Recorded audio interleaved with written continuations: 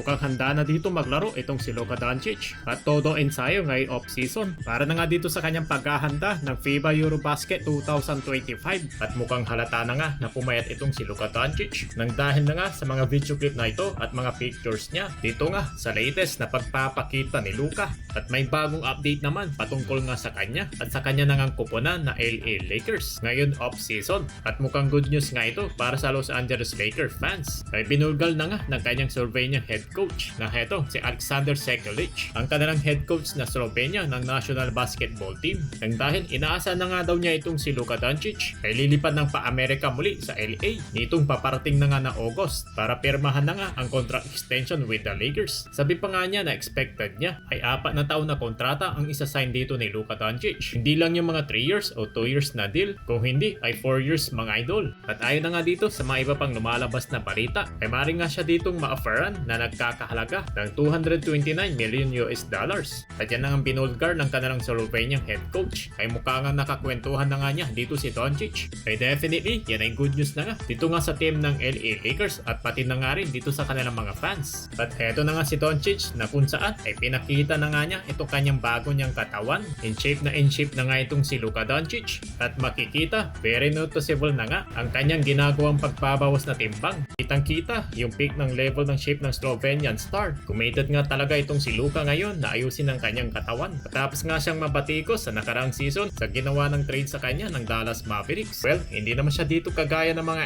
NBA players na masculine at talaga naman ng puno ng mga muscle. Pero maganda nga daw makita nitong si Luka ay mukhang nagseseryoso na pagdating sa kanyang conditioning na talaga naman na makakatulong sa kanya para na nga dito sa kanyang paglalaro sa susunod na buwan na Agosto sa FIBA Eurobasketball ng 2025 at siya yung team captain nga kanyang kuponan sa Slovenia na pinakamaasahan na nga nila etong na nga si Luka pati na rin pagdating sa National Basketball Association sa kanyang kuponan na LA Lakers na ito nga daw si Luka talagang todo ensayo, hindi nga daw ito para sa mga fans na kanyang ginagawang extra effort kundi para nga daw ito kay LeBron James dahil sa kanyang pagiging legendary work ethics at dedication nito na kahit wala itong si Luka sa Los Angeles at nasa Europa at ang malaking dahilan nga din daw dyan para makumbinsi nga itong si LeBron James na maglaro pa ng multiple seasons at manatili dito nga sa Los Angeles Lakers. Kumbaga, ang pagpapakita na nga dito ni Luka, ito nga kay LeBron, he is very serious about winning a championship at alam na nga natin yun ang bali-balita, yun ang pinaka-goal dito ni LeBron James. Kaya naman ngayon itong si Luka, he is working hard para na nga dito sa kanyang paghahanda na paglalaro ng dalawang liga, ang FIBA Eurobasket at pagkatapos niyan ang NBA. At ngayon kung ito rin ang kagustuhan ni Luka ang maabot niya ang championship shape, mukhang heto na ata yung sinasabi sa kanya ni Coach JJ Redick